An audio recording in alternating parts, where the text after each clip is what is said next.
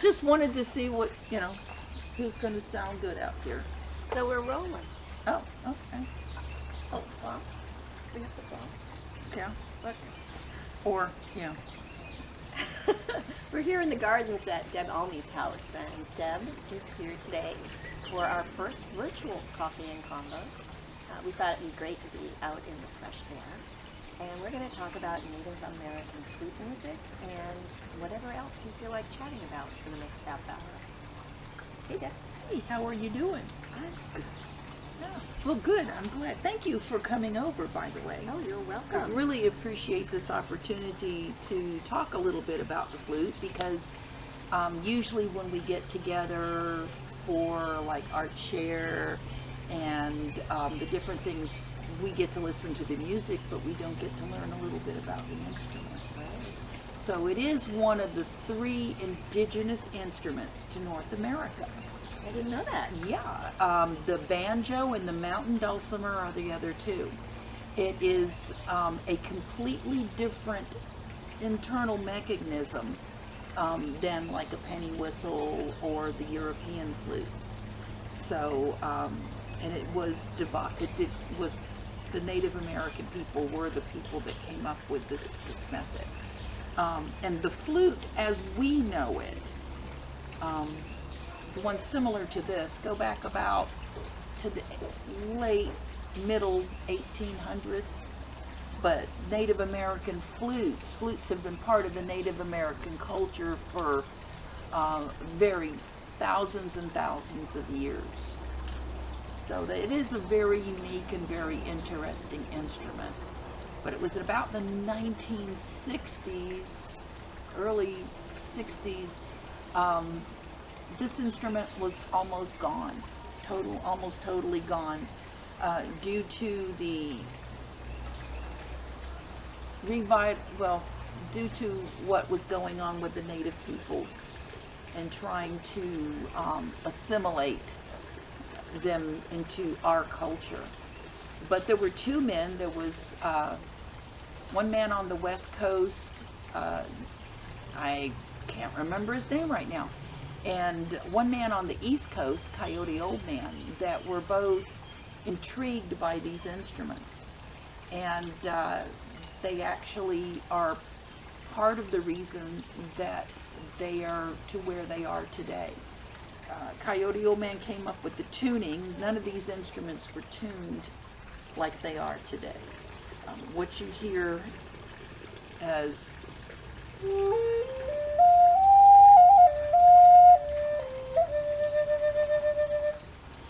they didn't sound like that.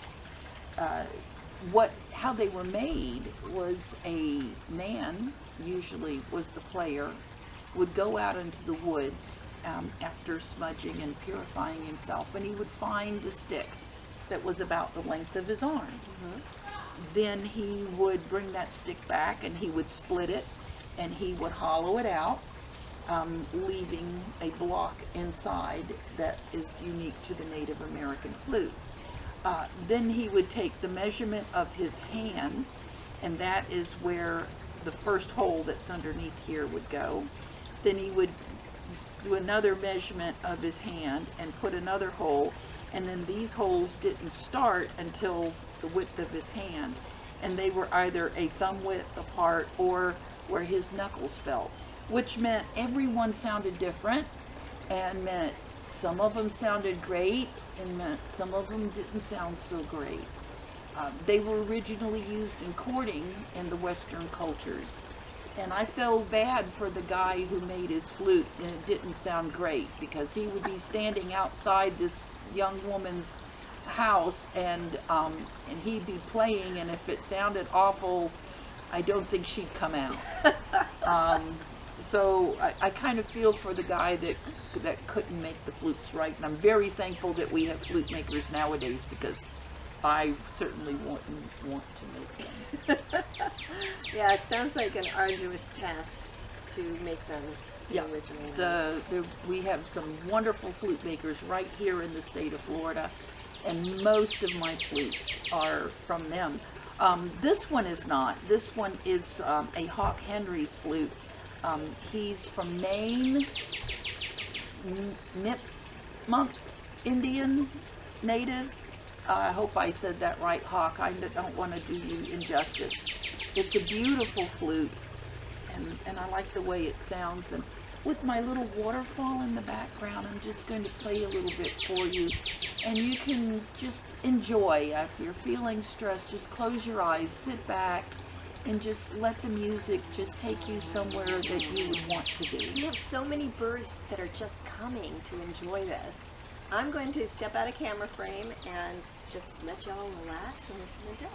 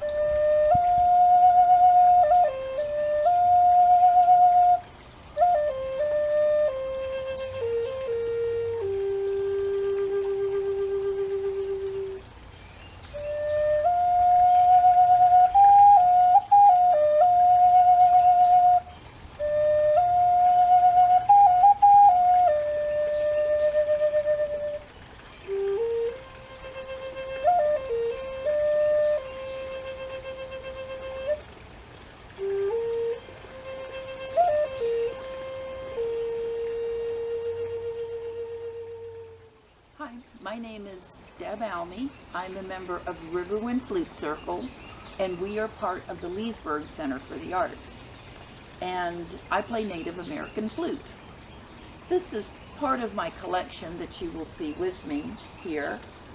They're all different keys, and they are tuned in a minor pentatonic scale, which just simply means, for those of us who are not musically inclined, that it's really hard to mess up playing these instruments, and that anybody can play them, even if you have no musical background at all.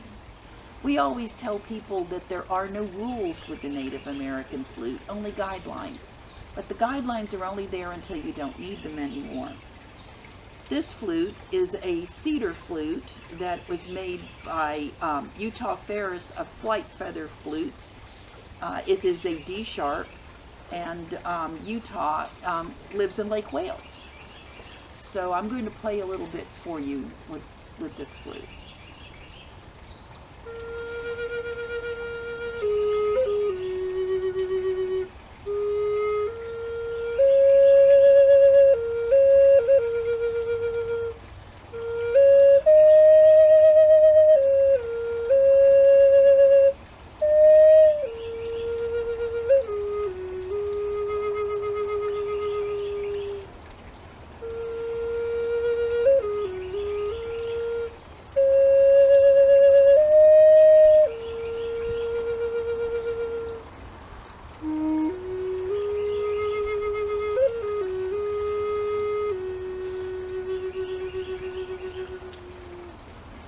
As you can hear, the tones are very soft and mellow, and partly that's because of the wood that the flute's made out of. we use these flutes in many different ways. Bedside for comfort and healing. We also go to the Lake County Animal Shelter and play there for the animals. It even seems to have a soothing effect on them and the staff that deals with them. Another place I take these instruments is Alzheimer's and dementia units, and I usually just walk up and down the aisle and play. Like I said, it calms people down, and I think it calms the staff as well and helps them to have a better interaction with their patients. I'm glad you joined me in my garden today. I've got very proud of it in many ways. It's my place of peace, and it's continuously growing and becoming, evolving, I guess I should say. So, okay, Pat, what else do you want me to talk about?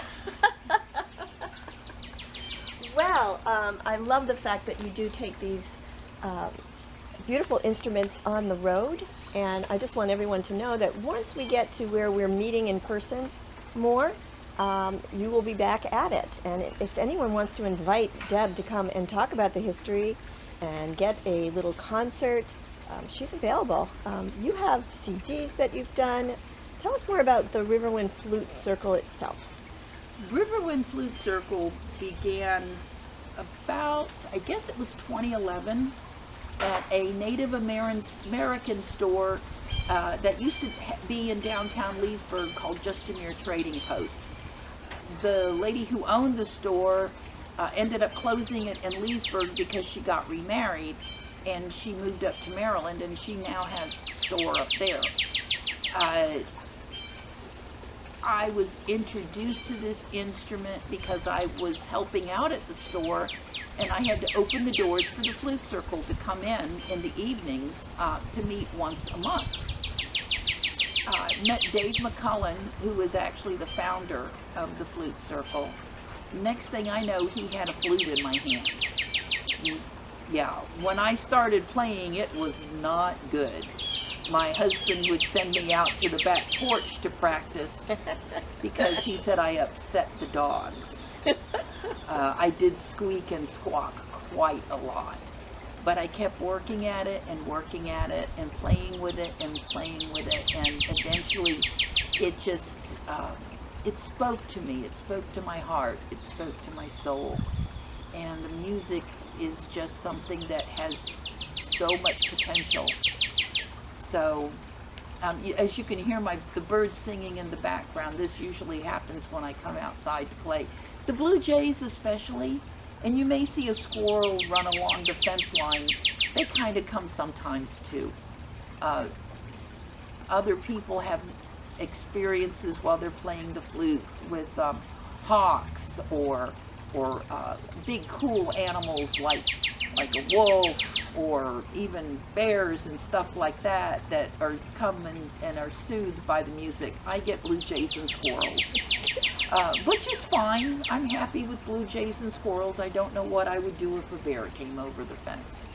Anyway, I'm going to play another flute for you. This is an F sharp by another Florida maker, Turtle Mound Flutes. This is a John Ellis flute, and this flute has a name. Her name is Broken Wing because she has these beautiful long wings, and before I learned how to transport her properly, the wings would break off and I glue them back on. So doesn't affect the way she sounds, but her name is Broken Wing because of that. And I'm going to play what I'm playing is heart songs. They're not pre-recorded songs, so don't say, "Ooh, can you play that song you did on the on the little broadcast?" Because I won't be able to. These are all improvisations of what's coming from your soul through the flute. Through the flute, and through what's going on around me. I hear you. Oh, it's a cardinal. Okay, sorry. I see you up there. Oh, and we have an osprey hovering overhead, or a hawk. I'm sorry, that was not an osprey, that was a hawk. And he's been circling as well. So we've got some spectators this morning, other than the squirrels and the blue jays. So we're at Disneyland, but here. Yeah, whatever. Disney movie. Wild Kingdom, whatever you want to call it.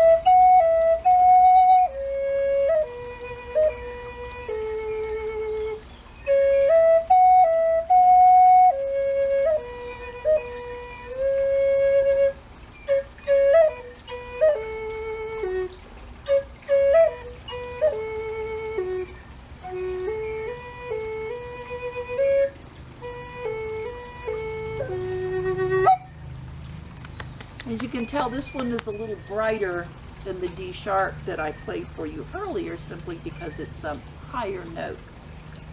There is one song that I would like to play for you. It's to honor the man who started our flute circle, Dave McCullen. He has a CD out, and one of the ways I started learning flute was listening to other flute players on CD and going, oh, I like that little whatever they did, and then trying to figure it out on my own. And Dave McCullen has on his CD a song called Spider Woman, and I did some research, and actually Spider Woman is a very important part of the Native American culture. Among the Hopi people, she is part of the creation story. Among the Navajo people, she is a benefactor, kind of like a superhero that comes in and saves the day when people mess things up really bad. In local cultures, in Cherokee culture, the Spider Woman is actually part of the story of how man got fire, and also responsible for making the first pot or the first basket, depending on how you want to look at it. Anyway, this is a revised version of Dave's version of Spider Woman, because his version is about 5 minutes long and I couldn't keep up with it. So I did get his permission to do this when he was alive. He is no longer with us. And I did get his permission to revise the song so it would fit within time constraints. But this is to honor him, and to all those makers and flute players and creators that are now looking down on us from above.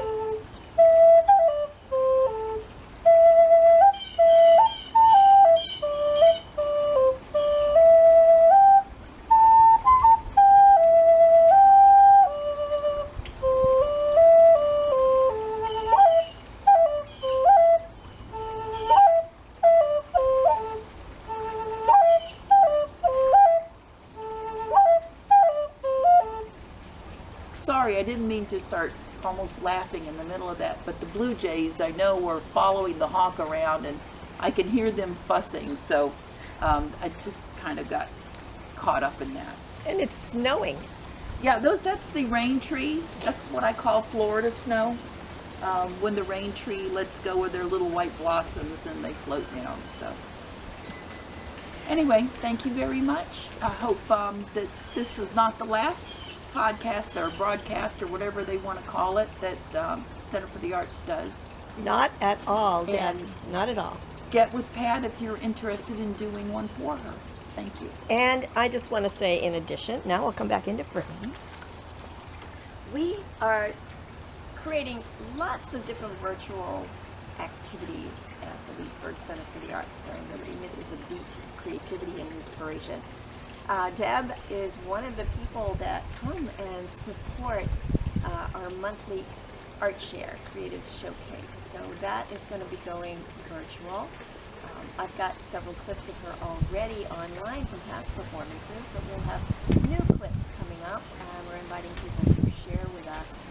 There is a special page under our umbrella of Leesburg Center for the Arts for the Art Share, and you'll be amazed when you get online and you start listening to more of what Deb does. She does something so cool. She has taken backtracks. You want to explain what that is? Because it brings Native American Flute into this jazz place. There are backing tracks that you can get online. I usually use acoustic backing tracks. And then you just play the song or a song or whatever you want over the top. I do some with that are songs that you would recognize, like Sitting on the Dock of the Bay, and a few others. I also do a lot of just original pieces over the tops of these backing tracks that can be guitar, piano, and even some of them are bluesy and jazzy. So it's a lot of fun to play with, and if you play a musical instrument, I suggest that you either get on Amazon or YouTube and listen to some of them and play it with them and see what happens. Not only that, she mixes original stories she has written with your Native American Flute performances. Yeah, I do that too. It's okay.